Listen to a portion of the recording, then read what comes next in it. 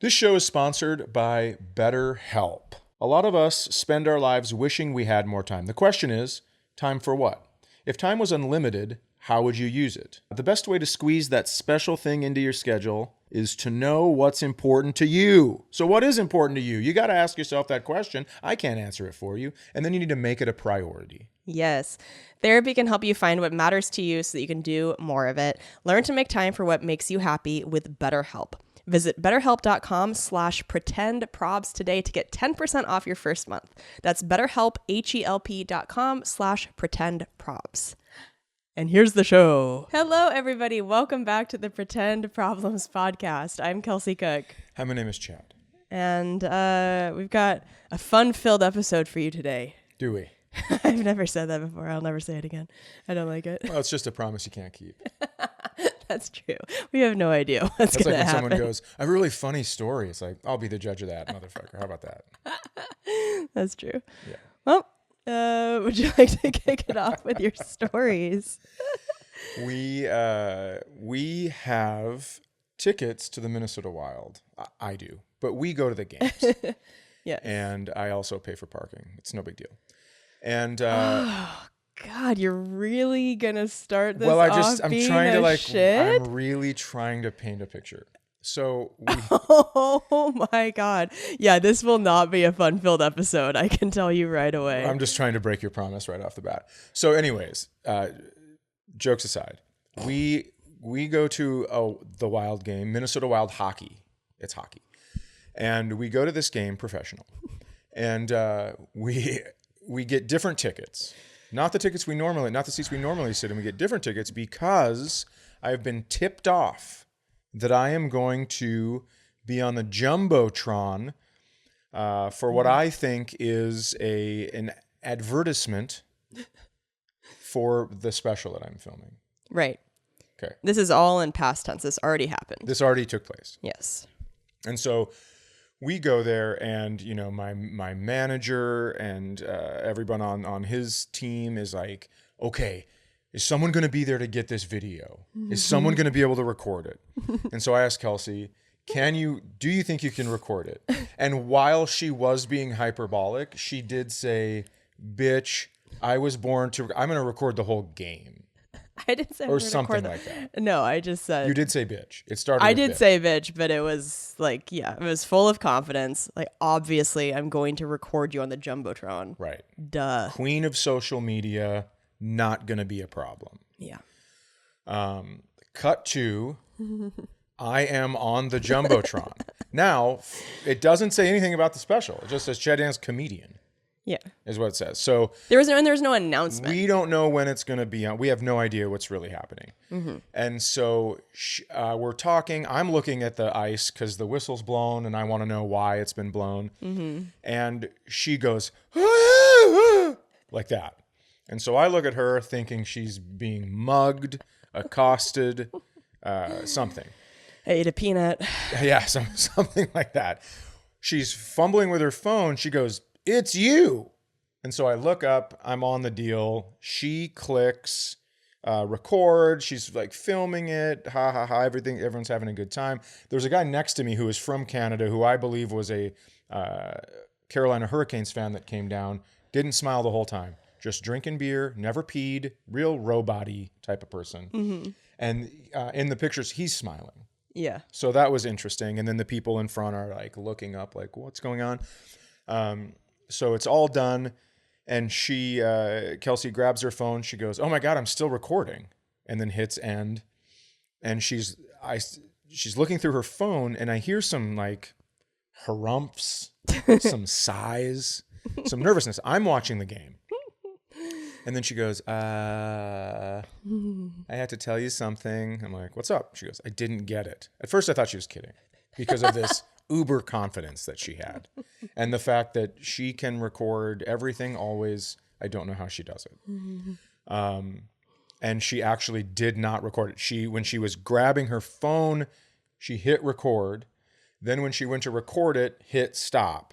And then when she thought she was hitting stop, she hit record again. And that's why she thought she was recording. This is something that if you told someone this story, they'd go, oh, Chad did that because he's an old. But it wasn't. It was old. Don't worry about me. I got your back. Now, she was, I believe, and tell me if I'm wrong, nervous that you didn't get it. Yeah. I thought you thought I was going to be really mad. Yeah. Because there's so much buildup to this game. I mean, how often is somebody on the Jumbotron? It's a big deal. You are a lifelong Minnesota hockey fan. Mm-hmm. And you asked me to come with you. I mean, yeah, you would have asked me to go with you anyway, I think. But just, you were like, can you record this for me? Mm-hmm. And I'm like, duh. Like, you don't even have to ask. Of course I'm going to. But they did not say when he was going to be on the Jumbotron. They just said, this is all true. First 2 periods of the game. So this first 2/3 of the time we're there, we're supposed to be on the edge of our seats, constantly looking up. I mean, and I was like that, especially for the first maybe 10 minutes of the game. And you go, hey, like, I don't want you to feel like this. Just like, I want you to enjoy the game too. Right. And so I'm thinking, well, okay, yeah, but I'm still trying to get this video.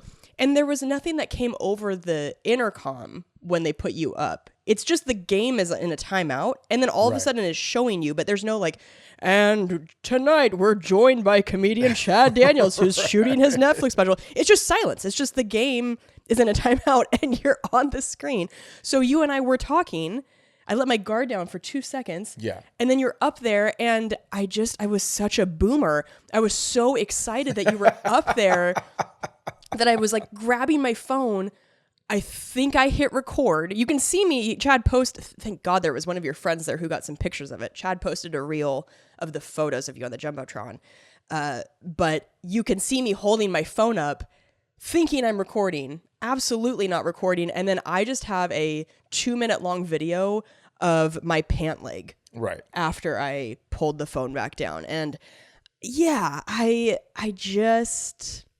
don't know. We hadn't been in a situation like that where I had promised you like, oh, I got this. Don't worry about it. Sure. And then totally biffed it. Right. Now, how did I respond?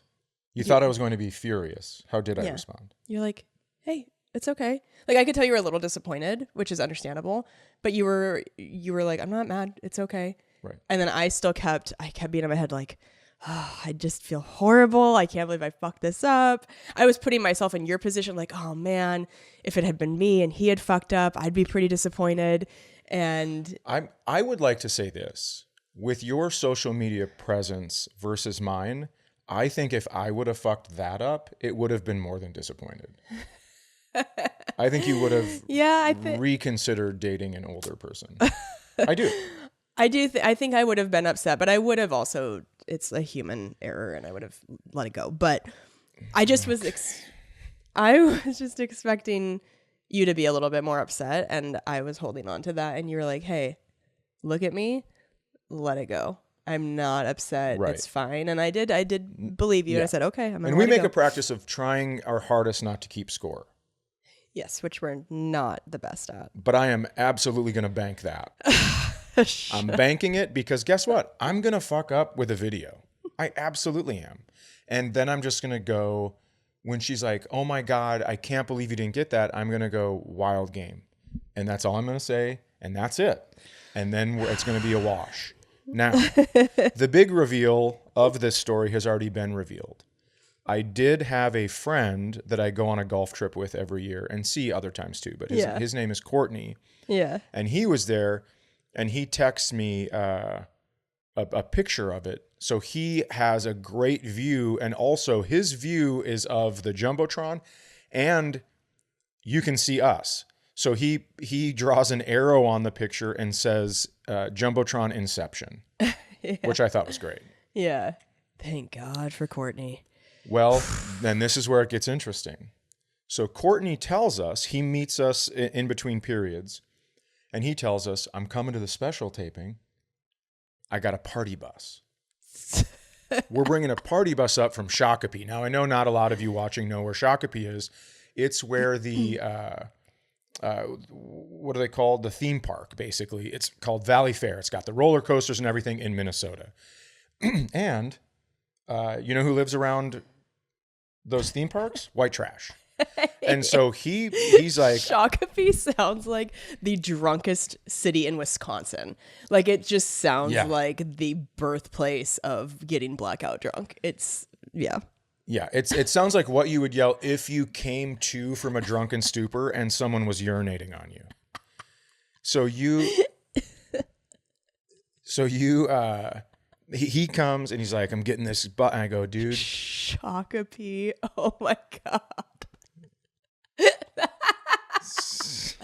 Let me just say this before we go on. I'm sick right now. I have a cold. My brain's working slowly.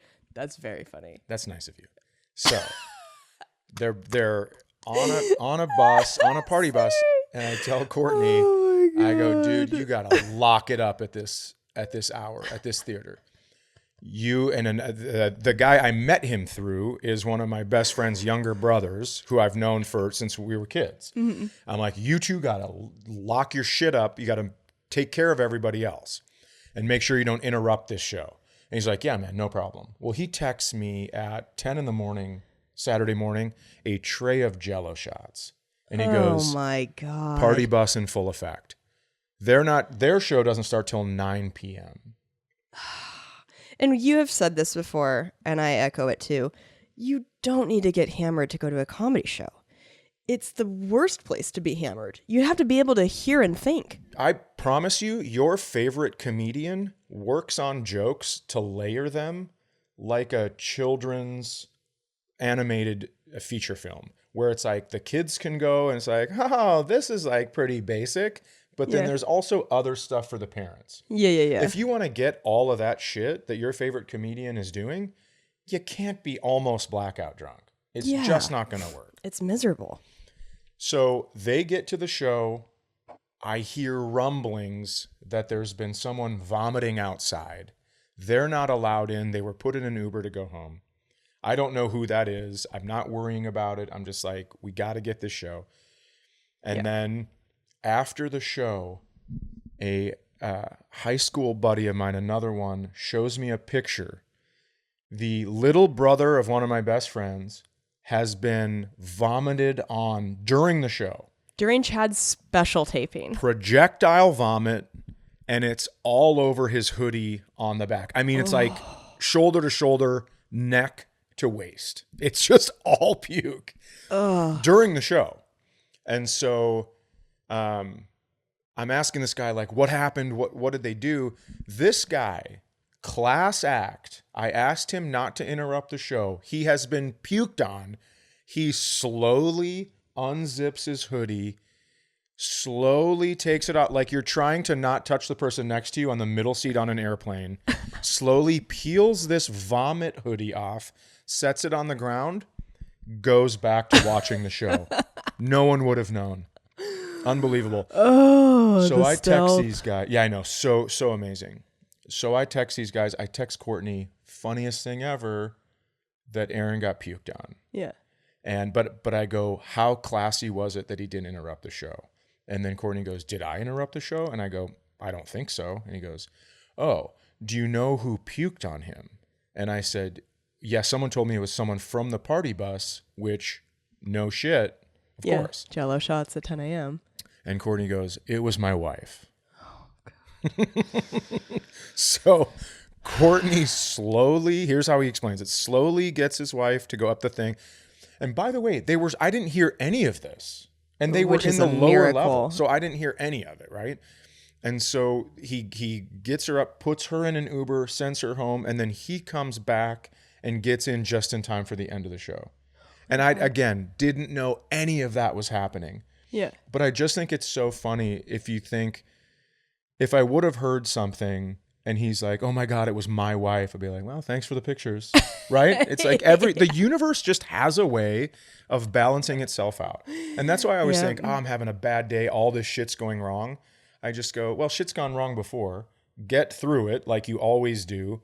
And then the universe is going to send you some fucking, Cadbury eggs or whatever afterwards. Yeah. But I just, man, anyone who came to the taping, I can't, or anyone who actually came to a live show all year and was there either letting me know the joke wasn't finished by not laughing or laughing super hard and letting me think of the next line that I needed. I can't thank you guys enough for that, because this honestly, recording my 10th hour of comedy, which was my only goal when I started doing comedy, in the capital city of the state that I've lived in my whole life and just loved, 2 blocks away from where my favorite hockey team plays. I mean, it was just absolutely incredible. Doing it in conjunction with Acme, where I started, like all these things, it was for real a dream come true. So I can't appreciate it more. And then I find out that Kelsey has a record-breaking weekend and oversold shows in this gigantic comedy club in San Francisco. Yeah. That's incredible. Thank you. Yeah. Thank you to all of the people in San Francisco who came out to my shows at Cobb's over the weekend. What a magical place that is. I was telling Chad, like, man, that Saturday Late Show, if we had had cameras, I would have loved for that to have been the special taping. You guys were such an incredible crowd. Late Friday, you made us question if we wanted to continue doing comedy. I will say that. Late Friday, we really hated you as people. You were really, really dead inside. Well, but everybody else, all the other crowds, is so fucking great. You had said that the late crowd, you go, how many people in here are too high or something? Yeah, and then 5 full seconds later, the entire crowd started clapping. It's like, oh. They were staring at us like they were watching Oppenheimer. They're just like, the whole show. We were like, why did you come out? Yeah. So if you're talking about getting stoned, I mean, I've watched movies where I have laughed nonstop sober. Yeah. But when I'm stoned, I'm just like, I'm so in it. And I just go like that, which is not great for a comedy show. Yeah. But when you said they were all high, I was like, oh my God, that is just, they were all, I bet, having the best time, not showing you guys any of it. Yeah. I will say once I called them out on their shit, then they really like woke up and were probably like, oh, okay, we are in public. We should probably make some noises for these humans that are on stage. So anyway, you ended up being a fine crowd. It was just the other crowds were like explosive. It was so fun. And yeah, so that was really great. Yeah, we had a great weekend in this household. We definitely did. Thanks to everybody. Yeah. Couldn't be more appreciative. Yes.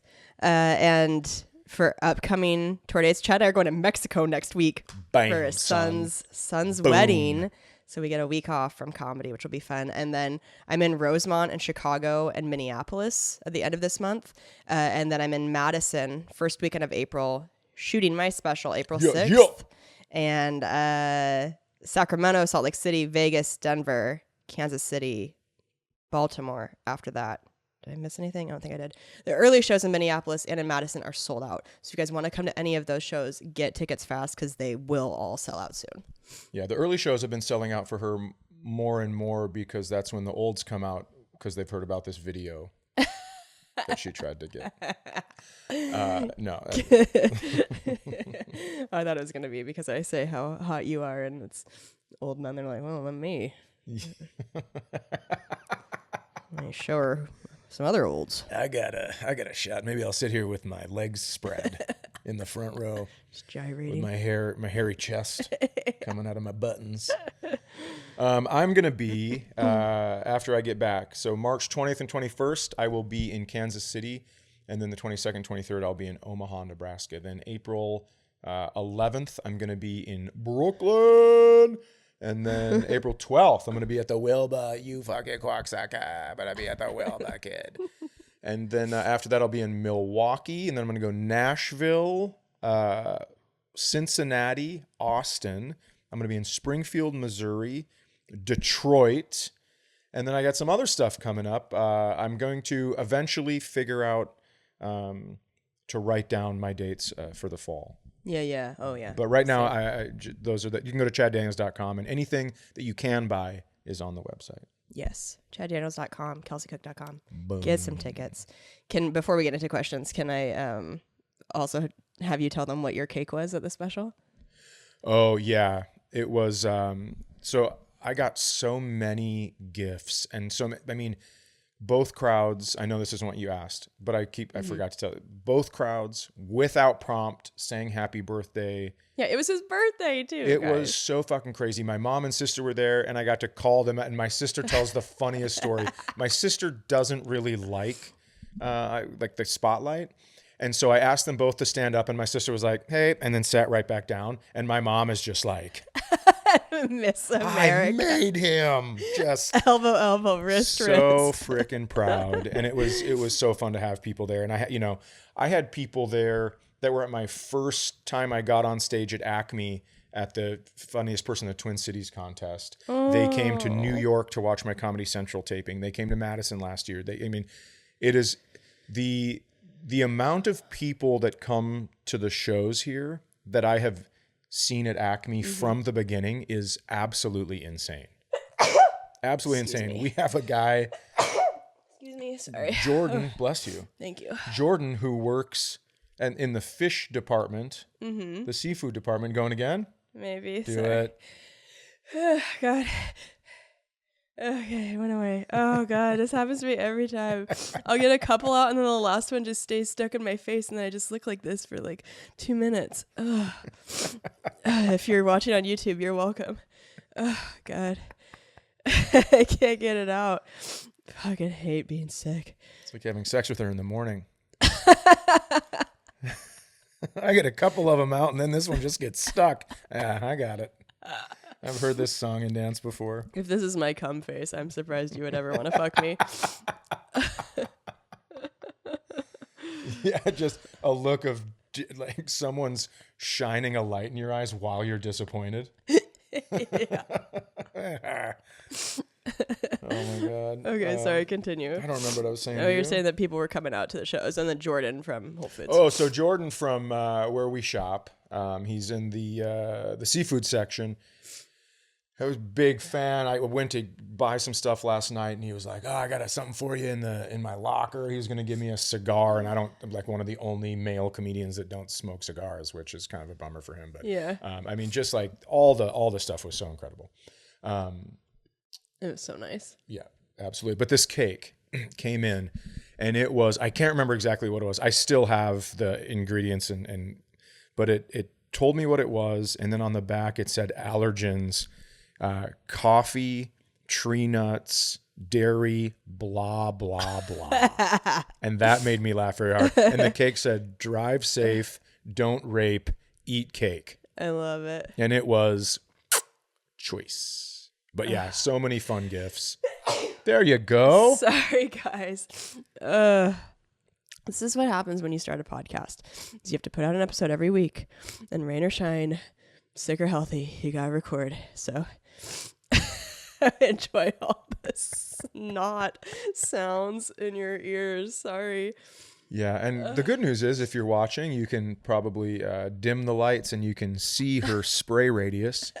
But you're not getting hit by it, which is nice because you're just watching. And I'm just, anyways, I'll be sick next episode. I know. I hate it. I feel like we're really roommates the last couple of days because I'm trying to not get you sick. So we haven't been making out or boning. It sucks. I'm going to keep my thoughts to myself because you are sick and I'd like to be a supportive partner. What does that mean? I don't know. It sucks. Say that. Why would that? I know. I'm just teasing. That makes me feel nice that it sucks that you haven't made out with me or boned. Yeah. I mean, I think, what did I say last night? I can't remember, but it was something. Oh, I sneezed and I didn't. Oh God, my nose is running. I sneezed and I didn't get it into my elbow in time, and so it kind of went like into the atmosphere. Towards me? Right, no, it wasn't at you, but it wasn't covered. And I was like, sorry about that. And you're like, I'd rather get sick from fucking you than being sneezed on. So this show is sponsored by BetterHelp. Now, a lot of us wonder, what would we do if we had an extra hour a day? Would we go for a run? Would we go to the gym? Would we read a book? Would we have sex 30 times? I can't answer that for you. I can tell you for me, if I had 1 extra hour, I would use it for therapy because it helps so much, right? So a lot of us spend our lives wishing we had more time. The question is, time for what? If it was unlimited, how would you use it? The best way to squeeze that special thing into your schedule is to know what's important to you and make it a priority. For me, checking the oil in my head is the priority, and therapy can help you find what matters to you so you can do more of it. Yeah, you guys know how often we talk about on the podcast that Chad and I love individual therapy, that we've started couples therapy. It's just all to make our lives better as people, as a couple. And so many of you guys, when you write in, talk about like, hey, I'm in therapy. What's something I could be, helping my partner with in their therapy? It's all positive. It only helps you live your best life. So if you're thinking of starting therapy, give BetterHelp a try. It's entirely online, designed to be convenient, flexible, and suited to your schedule. Just fill out a brief questionnaire to get matched with a licensed therapist and switch therapists anytime for no additional charge. Learn to make time for what makes you happy with BetterHelp. Visit betterhelp.com/pretendprobs today to get 10% off your first month. That's BetterHelp, HELP.com/pretendprobs. Do it. Do it. Here's the show. Oh, we were trying not to edit this episode, but I think I have to blow my nose. Blow it. Here, give me the thing. I'll read a question. Okay. Oh, okay. We're not going to edit this episode because we have to get it out as soon as possible. Okay. We were going to record yesterday, but... So, did you bring in Kleenexes? No. Oh, nice work. Okay. Oh, good. All right. I'm going to read this slowly. What's up, Chad and Kelsey? I recently stumbled across your show and have become a big fan. I'm going to do my best not to make this a novel. I'm in a new relationship, and an issue my partner and I have been discussing is something that you both addressed in episode 14 regarding self-love. Chad, while you had me cracking up with you referring to yourself as Chubbs, laughing even while I type this, I have referred to myself as Burnt Shrek. I have, in a sense, put myself down so much that I honestly don't realize that I am doing so until I see the look of irritation from my girlfriend.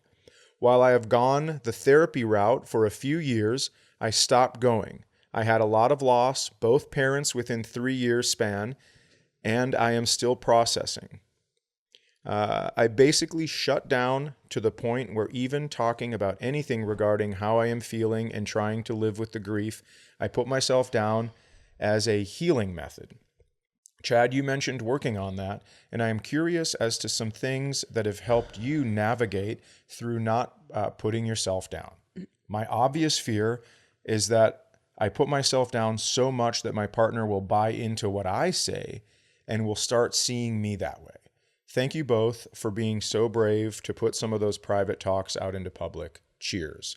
Burnt Shrek, aka Sean.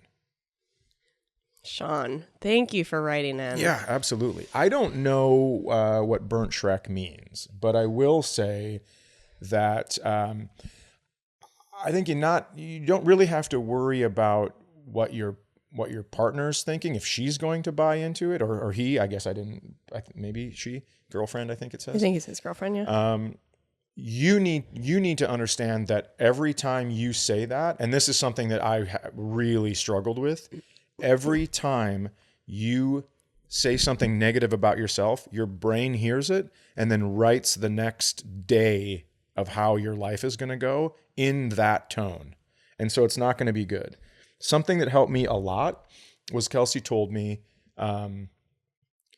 there is a child inside of you, and you need to talk to yourself like you're talking to that child. And it seems, for a guy, it does kind of seem like wimpy and being a bit of a puss. But the truth is, here's an example of how I know it works, or why I know it works. When I golf and I hit a bad shot and I go, "Oh, you fucking idiot," my next shot isn't that great. But if I hit a bad shot and I go, "All right, obviously that was not a good shot. How are we going to improve? What did we do wrong? All right, let's try to fix it next time because I know you're better than that." Then you go up and you actually can hit a good shot.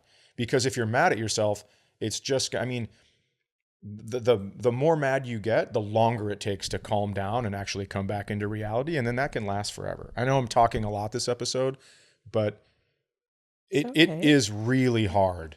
And to love yourself. And we talked about this off air. In the grand scheme of things, I do love myself. I'm hard on myself because I love myself and I know the potential and stuff like that. I've just had to work on the words I use instead of being the 80s gym teacher about like, what are you, a fucking pussy? Get out there. You suck. Instead of that, I'm using like a calming 6th grade English teacher who just got out of college and just had to go through HR stuff. And it's like, hey, I know this isn't your potential. I know you're better than this. Now let me see what you can do. That kind of stuff. Yeah. Yeah. And I was so happy when we golfed and I watched you kind of make that change, because I said, when you're talking about there's a child in you, you think about all of the years of your life before you are this current age, and those versions of you are still inside of you, right? They don't like just disappear. You grew from them. It's still you. And I was like, would you ever look at 6-year-old you and say, oh, you fucking idiot? No, you'd never talk to a 6-year-old like that. And so that is, I think, what started for you maybe to be like, oh yeah, that's true. Just to be fair, I called the 2nd grade a cunt one time because she was picking on my daughter. But I think that if I think about just a good dad. if I think about my children, I would never talk to them that way. And I think if you, Sean, if you think about someone young in your life, you would never, ever call them burnt Shrek. I still don't know what that means, but I'm assuming it's a negative connotation. So I would say you would never say that to a younger person. You just, and you probably wouldn't say that to your best friend, right? I mean, I know that I'm really jokey and hard on my best friends in a joking manner, but when it comes down to real life, I will say I would never, ever talk to them in the tone I talk to myself sometimes. Yeah. And so you just gotta treat yourself better. And sometimes it's not easy, but there are definitely ways to do it when it comes to encouraging yourself instead of shitting on yourself.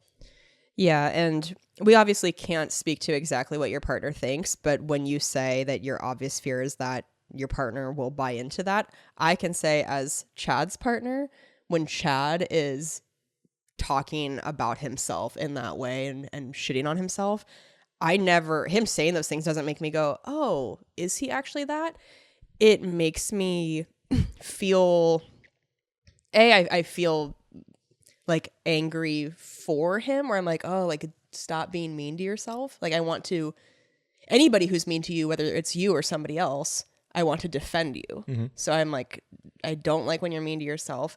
But I think, it's kind of like a self-fulfilling prophecy. The more you put yourself down around your partner, it's like people are attracted to confidence, even if you're faking it. You know, if you're constantly like, oh, I'm a piece of shit. Oh, I feel like I'm fat. I feel like I'm not good at this or good at this. It's not that people will think that of you, but people go like, oh, that's not my favorite thing to be around. Right. And I think there's a happy balance with confidence. Totally. Yeah. Because there are times where I'm around people that show nothing but confidence and I'm like, I fucking get it, dude. Yeah. You're the best. That's also obnoxious. Just quiet confidence. But yeah, I mean, I just knowing that you can improve. Yeah. I think is the kind of confidence I like, right? I like to tell myself, like early show at the Fitzgerald on Saturday. Yeah. It wasn't my favorite show. I knew the jokes had more potential, but instead of going like, oh, you fucking idiot, you fucked it up, like I go, all right, you got that one in the can, and now you're just gonna have fun on the late one and get the responses that these jokes get. Yeah. Instead of being hard on myself, because then that's way too much pressure. Instead, just go, that wasn't my favorite, so we'll get it next time. And then it's funny because then you get messages from people that were at the early show and they're like, holy shit, that was my favorite hour you've ever done. Yeah. And it's like, well, okay. I don't know what's happening then. Yeah. When we were in Texas, Chad had a show that I thought he was going to walk off stage and go, fuck, I wish that had been the special taping. I mean, he murdered, he crushed. And he comes off stage and he gives me this look and I'm like, what do you look at me like that for? And I come up to him, I'm like, are you okay? And you're like, I just fucking hated that show. hated that crowd, hated that show. And I was like, I didn't say hated the crowd. I said hated the show. okay, hated the show. Because I don't ever hate the crowd. I mean, okay, sometimes. But I'm saying, like, normally I take it upon myself. Okay. But I just was like, I truly don't understand how you could possibly feel that way. Like, were you having some sort of out of body experience where you were actually at a different show? I mean, I was so confused because I sat in that room. I think I heard it differently. And I think that I was seeing a couple people that just weren't laughing the whole time. But then when those people left the show, they could barely stand up. So it was one of those deals where, you know, whatever. Right. But anyways, Sean, it is not a fun place to be when you are constantly making fun of yourself. Yeah. I would definitely, here is what helped me a ton before. Gratitude journal. And it doesn't have to be this long thing. Before you go to bed, write down 3 things that you were happy with yourself that day. And then make sure that's the first thing you read when you wake up. Totally. Because those are going to be, that's going to be how you end your day and how you start your day. That is, for me, what helped me the most get over some of my shit. Yeah. And also, so sorry about the loss of your parents, especially within such a short time span. I can't even imagine what you're feeling. So really do try to be extra kind with yourself, because that has to also be impacting everything. So anyway. And if you ever have the inkling to go back to therapy, I mean, obviously both of us encourage that because it's an outlet. Yes, absolutely. Thank you for writing in. Yeah. And before we read the next question, also just a reminder, if you guys want to write in, it's pretendproblemspodcast@gmail.com. And your questions are so fucking good and interesting. Just thank you for having you want to have us help you. So this is titled Moving and Being Single Questions. They say, hey y'all, I'm a single guy, 30, living in Dallas. I'm moving to OKC in the next 6 to 8 months to be closer to family and friends. I'm still on the dating apps, but feel weird about casually dating in Dallas, or God forbid I set my location to OKC and try long distance because I'm going to move soon enough. I've tried to set expectations low for either situation. Every time I talk to a girl long enough to set up a date, I am honest and tell them I'm either moving to OKC or I'm not in OKC yet. Almost without fail, they immediately think I'm either a player and tell me off or just unmatch with me immediately. Mind you, I'm a medium ugly dad bod guy, as the great Lauren Compton would say, so I feel like I can't be a player, yet I'm not a lumpy bag of dicks either. You'd be lucky to be a bag of dicks. You would not be able to stop the matches. What should I do? Stay alone till I move, or just keep swinging for the fences? Any advice would be great. P.S. Love you guys both. Chad, you were awesome at Addison, and I hope to see you, Kelsey, ASAP. Thanks. Oh, hell yeah. Thank you so much you for writing. You must have not been on Saturday Late Show. I'm teasing. Again, it was a fun show. It's just a couple people weren't having fun. Yeah.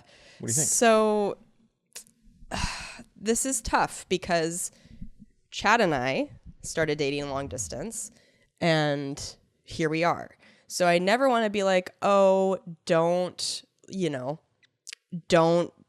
start dating until you get to the city that you're going to be settled in, because you never know. Like, what if your person is in Dallas and they're willing to make it work long distance for a while? What if they're willing to move to OKC? It's just like, it's hard to say that for sure. Because I also would have never just randomly moved to Minneapolis. Right. I moved here to be with you. So I don't know. I think you can continue to date in Dallas the next 6 to 8 months. I think what you're doing is right, that you do need to continue to be honest with people and not like drop that as a bomb 3 dates in. But yeah, I think the chances are probably highest that you're going to have more luck once you get to OKC. And, if you are in a place where you're like, I'm very ready for a relationship, I know 6 to 8 months can feel like a long time, but I think ultimately it might be the least messy to wait until you get to OKC, but I don't know. You can have some fun. I don't know what you're looking for, but yeah, what do you think? I think you should exclusively set your apps to OKC. Yeah. I think you should, there's this anticipation of you moving. It's like, I don't live here yet, but I'm moving here in 6 to 8 months. But so I just wanted to kind of see what the dating scene was like. I'm not on apps, so I don't really know how they work. I've never used one. So I don't really get that part. But then when you're in Dallas, now you have 6 to 8 months to do what you want to do, hang out with your boys, kind of close that chapter of your life with also this maybe, oh, I met this girl in OKC, and I think it's like 3 hours, maybe less. So you could drive there, go on a date, and then be like, hey, we should do this again. And then you slowly build into something. And then when you get there, you've hit the ground running. Yeah. That's what so for me, if I were only going to be in a town for 6 to 8 months longer, I would definitely want to have my free time. I would want to have my alone time. I would want to be able to do what I want to do to close out that part of my life. And then you also got this thing that you're kind of excited about where you're like, oh shit, I get to go see Emily in OKC this weekend. Fuck. And then she doesn't live in Dallas, so I can go home and do what I want. And I can just text her about it. And then you can build it that way and see if it's going to work. And then maybe it doesn't, but you've kind of got the landscape down of dating in OKC. You've been to a couple restaurants that maybe you like, and you can try those again. And so just personally for me, that's what I would do. I don't know what medium ugly dad bod is, but I will tell you some of the hottest women, I don't know how to word this. I have friends that I'm guessing are that. I don't really know. And then they date these beautiful women, and it's because they're good with it. They're open and funny about it, but also have that confidence that Kelsey was talking about with Sean, where it's like, it doesn't really matter because in the grand scheme of things, we're all going to hit 60 and it's going to be fucking gross. So are you good at playing games? Are you funny? Are you nice? Do you make them feel loved? Like all that stuff is. When you say, are you good at playing games? What does that mean? Are you? Oh, not games like in the dating. I'm talking about. Are you manipulative? Hey, did your dad leave? And did you learn a lot from it? Also, I said manipulative weird. I said manipulative. It came out weird. You also said versions of people earlier, and it sounded like virgins. Virgins. But you got a stuffed up nose, so we're giving it. Please do not say the word digger this episode. Oh my God. Jesus Christ. There was someone that said clam digger that had a cold once, and I almost got whiplash, and everyone around me was like, what the fuck just happened? So anyways, I'm just trying to help you out. But yeah, like, do you love playing cards? Do you like, are you a fun person to be around? Yeah. Because when you hit 60, really that's all that's going to matter. Yeah. Yeah. We're all going to look like puddle people.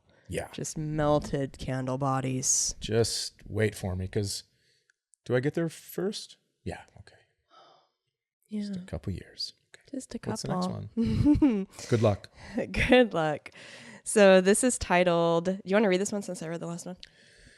Can you read without your glasses? Not really. Oh, I really struggled through that other one. I'm sure people were like, oh, Chad can barely read. But it's because I can't really see anything.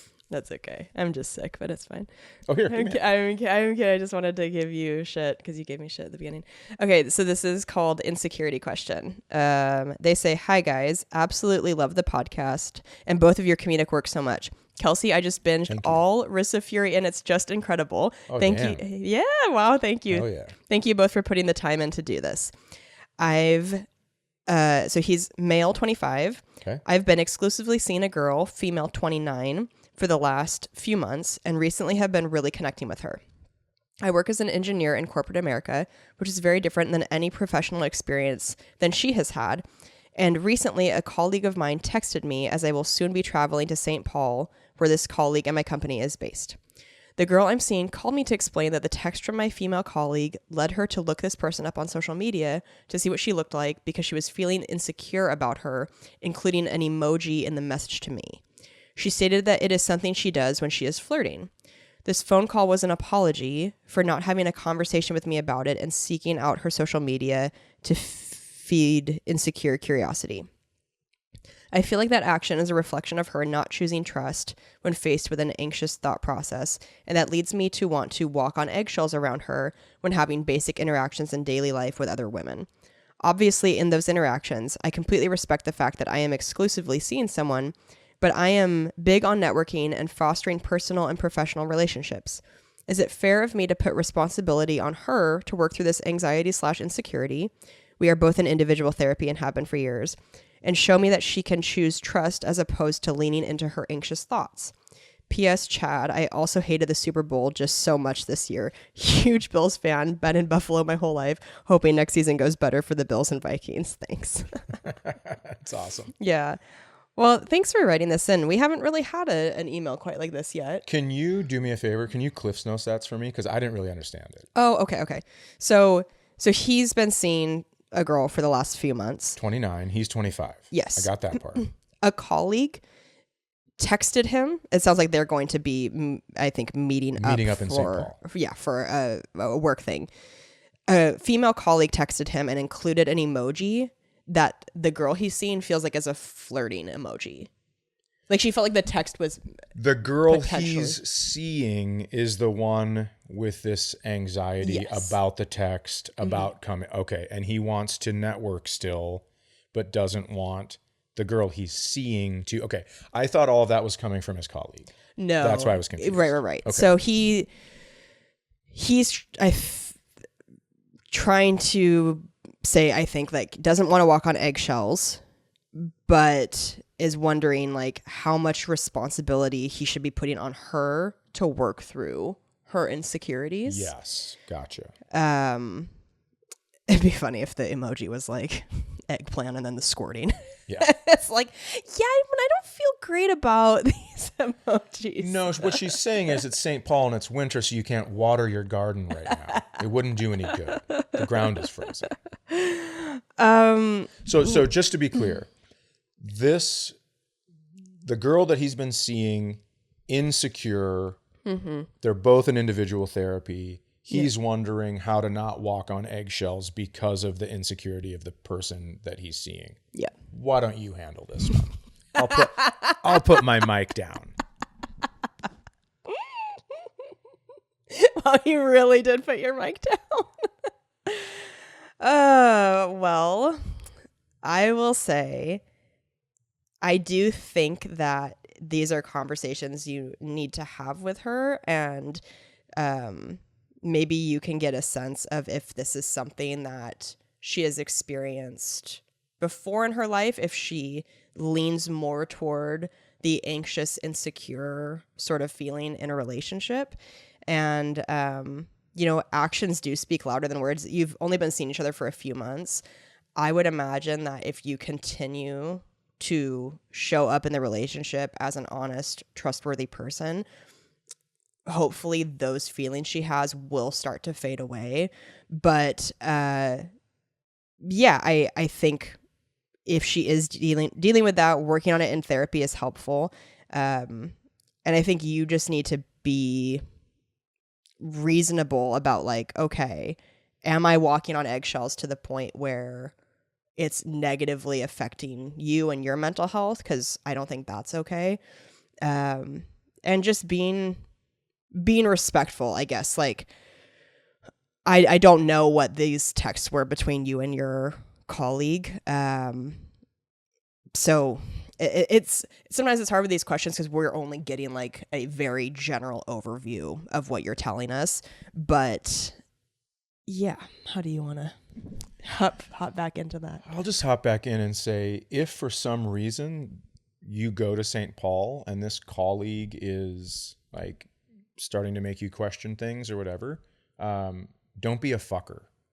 Do not be a fuckwad. Handle it like an adult. Sever a relationship if you need to first, whatever it is. I'm just saying it's harder initially, but there's a lot less cleanup. And I would say try to avoid having to clean your life up.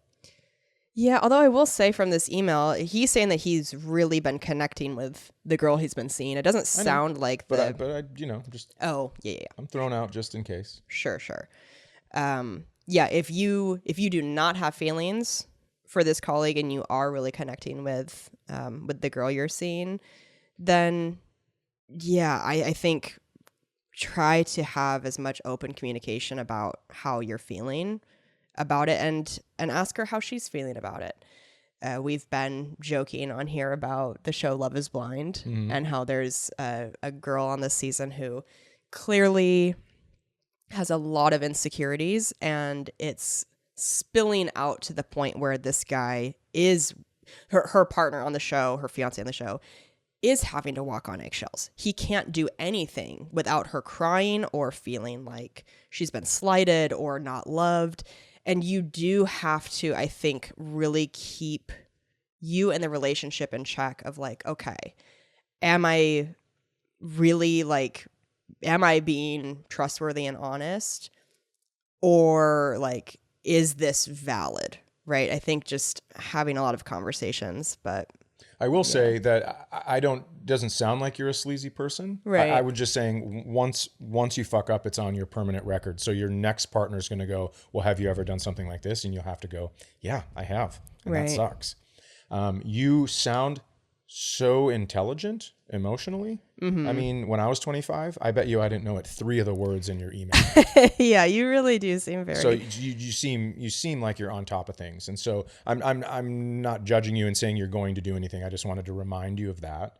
Yeah. And then maybe when you're in St. Paul, if you see something that you really like take the girl you're seeing on a little FaceTime tour or something. Show her that you're out and you're doing things. And I know that sometimes that's going to feel a little eggshelly too. Like, oh my God, do I have to show her I'm not with this girl? But it might, ease it on the first trip. Yeah. Just to give her some peace of mind. I think there's also a big difference between the fact that the girl, the colleague, sent an emoji that this partner of yours thinks is flirty versus the fact that you did it, right? Like, you can't control if somebody's going to send you a text that has an emoji that your partner thinks is flirty, like you can't control that. You can just make it clear that you are not interested in that. But yeah, you are early in this relationship. I think hopefully over time it's something that will get better and stronger. And, I don't know how much you want to talk about our experiences, but we've now been together for long enough that we've like worked through a lot of things and insecurities that have popped up. And yeah. Well, that's been pretend problems. I'm just kidding. Oh my God. Just shut it down.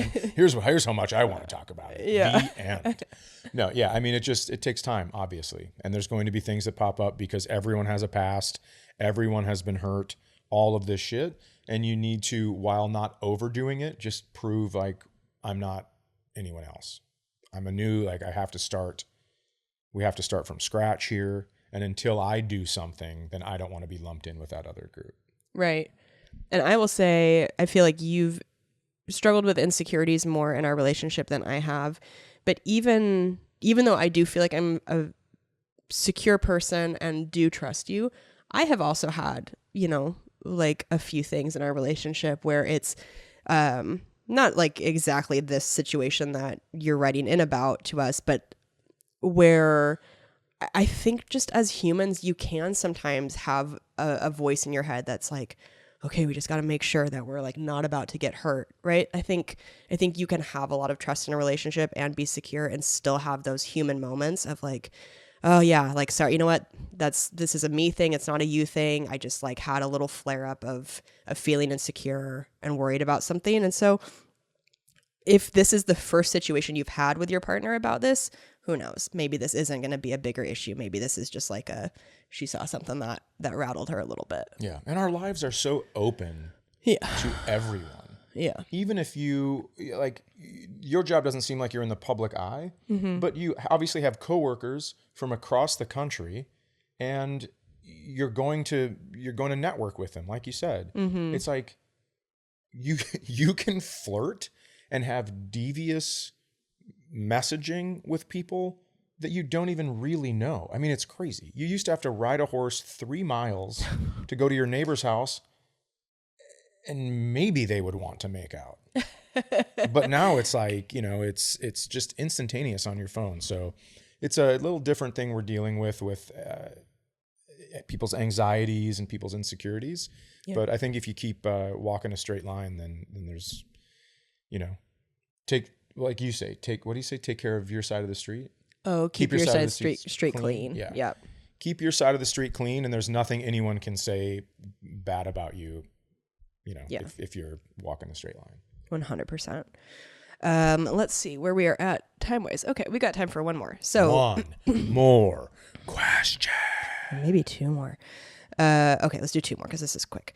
This one is titled Negative Self-Talk. Hi, Used Twos. I've been enjoying your show. You're so genuine and sweet with each other. It's really endearing. I bet you're helping a lot of people hear how a relationship can be. That's nice. That's nice. Thank you. Chad alluded to a video he watched about how self-talk can reprogram your brain. Just wondering if you might have a link or the name of the video to look up. Seems like a powerful idea, and I was just curious to watch for myself. Wishing you the best in your careers and your life together from Boston. See you at the Wilba. Cheers. I'll fucking see you at the Wilba, kid. Thank you. I you. will find it. I don't have it right now, but I think that I can... I've learned some stuff on Instagram, and you can search some stuff. But it is a woman giving a TED Talk, and I will figure out where it is. And next episode I will tell everybody where they can see that. Awesome. Yeah. Okay, last email of the episode. This is titled Spouses or Business Partners. This is from you while I'm sick. No, I'm kidding. Heavens. Hi, Kelsey and Chad. Love the podcast and both of your acts as well. My wife and I have been married 16 years and have 3 kids ages 14, 12, and 12. We get along and share a lot of laughs, but there is very little, if any, activity in the bedroom anymore and hasn't been for too long. I realize that part of that is probably inevitable, but it seems as if we are more roommates/business partners that raise kids together than 2 people in love. I don't expect things to be hot and heavy in our early 40s with 3 kids, but I'm not ready to pack it in and retire sexually just yet. I work shift work, which doesn't help, but have been busting my ass to pitch in more, doing things around the house, and driving the kids to activities even after a 12-hour shift. I haven't complained once, as I realize that it's part of my job as a parent/spouse, and I do enjoy doing it. But there doesn't seem to be any appreciation of my efforts in words or action between the sheets. I'm worried about when the kids all leave for college, it will just be the 2 of us, and will there be anything left? I love my wife with all my heart, and I'm beyond disappointed with where things are. Any ideas to remedy this? Thanks for writing in and for being so open. That seems hard. Yeah. But I feel like pitching in is the parent version of romance. Mm-hmm. Taking things off of your wife's plate is key. So I think that is a great place to start. Maybe there's something you can do with that, right? You're saying not appreciation. Maybe you can bring in, those charts that people used to do where the chores were there, and then you'd put a star on it, and then you got to see the allowance at the end of it. Maybe you do that for your kids, right? 14 is mow the lawn, make sure the rooms are clean, do the dishes 3 days a week. The 12-year-olds, something similar. And then you then you put your name on there too. Mm. And then you go, bring the kids to this, cook dinner 3 times a week, do this, go to work for your shifts. And then instead of a monetary value, it's like sexy time. Oh my God. That might get you killed, but I think you should try it. As soon as you started this, I was like, this feels fishy. This feels it's not fishy. Like it's going to because I think it has the potential, place. If you don't take it too seriously, to be kind of funny and playful. And just hey, just so you know, I would like to have sex with you. Yes. That could be funny, or it could backfire. It could definitely backfire. Feel like there is pressure being put on her. I have a couple thoughts. While I think that you busting your ass in actions is incredible, and I'm sure she really does appreciate that, I know that you roll your eyes at love languages, but I am curious if acts of service is one of her love languages. Hold on. If you're not watching on YouTube, Chad just broke his neck rolling his eyes. For some people, that does not register as strongly as giving words of affirmation, as physical touch, as all those things. So I don't know, just something to consider. If if you are only doing acts of service and not like being like, fuck, you look gorgeous today, or like going up and like, you know, giving her a drive-by poke in the butthole or Cha-ching. or kissing her, whatever it is, you know, just gifts, quality time. I don't know exactly what her love language is, but I think that could be an interesting place to start. And then sometimes I think with these emails, because we've gotten several that are this same vibe of like, I wish we were having more sex and I don't know what to do. I wonder if you have had a conversation with your wife about this. I wonder how she feels. I wonder if she also feels the exact same way as you, but maybe this lack of talking about it, if you haven't yet, is creating an elephant in the room. Sure. Where it's just like becoming a bigger and bigger deal because it's the thing that's not being talked about. So, yeah, I don't know. Could you do something when it's just the two of you to like really go over the top and get her horned up? Can you like light some candles? Can you do like just do something that feels like your first year of dating? Play your wedding song, slow dance it. Get her up in there, right? Don't slow dance her. Don't put a balloon. Don't leave some space for Jesus. Put your hands on her buttocks. Pull her close. Get your hips in there. Are you getting half a chub? She'll feel it. I'm being serious. She'll feel it. She'll be like, oh, maybe this is what this is for. Who knows? And by the way, I know you're not going to ever have time, just the two of you. You have a 14-year-old and two 12-year-olds somehow, which is like, I'm still doing the math. Twins. But I could be twins, but it's a weird way to say it. And two 12-year-olds. So maybe they're from different, who knows? Yeah, blended family, maybe. But I would say, yeah, if you're doing the acts of service and that's not working, as much as I fucking hate to admit this, people do have different things they appreciate. So definitely tell her she's gorgeous. Definitely compliment her all the time. Kiss her on the neck. Get those nipples hard. Dude, I'm being serious. I know you are. Because sometimes we get so in this automated life like cycle that we forget, right? Once sex is out of the thing, we're like, all right, now I have these 3 things I do over and over and over. And if sex isn't one of them, you got to kiss her on the neck. You got to get those nips up. And you got to see, right? Make her squirm a little bit in her chair, right? What? I'm just saying, like, kiss her on the neck, kiss her on the ear. Maybe she's got to change her panties. And then while she's changing her panties, get in there. See something. Say something. You just make her squirm a little bit in her chair. You never know. I just picture him like... Well, yeah, you're like, oh, this is, I'm feeling something in my nether region. Remind her she's got a vagina. You make me laugh. Well, I think that's great advice. Do you? Make her feel something in her nether region. Laughing at it the whole time. You're using words that are funny. I know, but I really do think that I think a slow dance can change the trajectory of an entire day. Because you're talking about really nice. You're close up, right? And you can, tell her sniff her neck, tell her she smells great. I'm not wearing any perfume. Even better. You naturally smell amazing to me. Yeah. And then, maybe that's 3:15, maybe the kids aren't home 3:20 or you're fucking. I don't know. Yeah. Yeah, just I'd say talk about it and maybe just try a grand gesture. See how that goes. Really make her feel like you have put in a ton of thought into just fucking. Yeah, and I do think physical touch, it doesn't have to be obviously like kissing the neck or whatever, but just any physical touch reminds her what that feels like.